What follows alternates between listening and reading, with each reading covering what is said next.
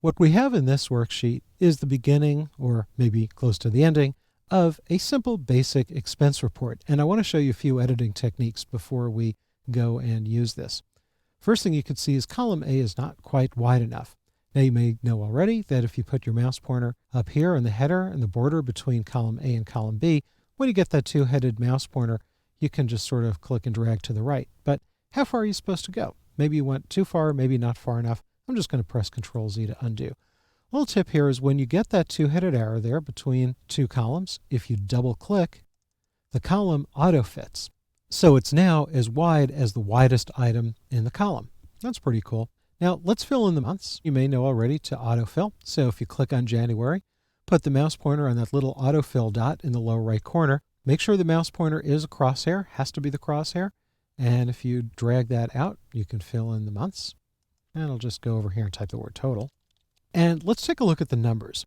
If you want to fill in these numbers fairly quickly, what you do is this. Let's select the whole range. So that's all 3 months. That's all the cities. Now, in this selected area, you notice that the cell in the upper left corner is a little different.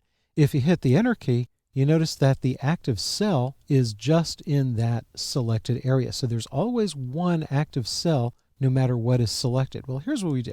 Let's go down here to the number for Dallas in January. Let's just type in 7532, press Enter, and the number here is 2589 for Boston. Now, that's the end of column B in that selected area. When you press Enter, it just cycles back to the top of the next column. So I'll put in 3421 for San Francisco. And I'll simply hit the Enter key, and now when I get down to Boston for February, I'll put in, say, 2080.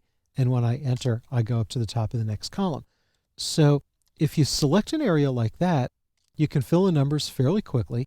And if you're using a full-size keyboard that has a numeric keypad on the right side, then you can type those numbers in using this selection technique and get things done very quickly. It's a lot faster than using the numbers across the top of the keyboard. Okay, that's great. But before we actually start adding some numbers here, we need to talk a little bit about the order of operations. So here's a little math test for you.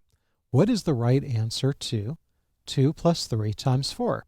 Sounds simple, doesn't it? Well, is the correct answer 20 or is the correct answer 14? Well, here's how you can figure out. The order of operations, priority, goes to parenthesis. Second priority is exponents, right? That's if you're raising a number to a power, like squaring a number or cubing a number. Multiplication and division come next. Doesn't matter what you do first, multiplication or division.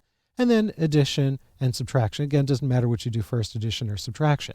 So the answer to 2 plus 3 times 4 is you multiply 3 times 4 first and then add 2, so the correct answer is 14. The easiest way to remember this, you may remember this from school, is please excuse my dear Aunt Sally. Excel does it the same way that you would do it on pencil and paper.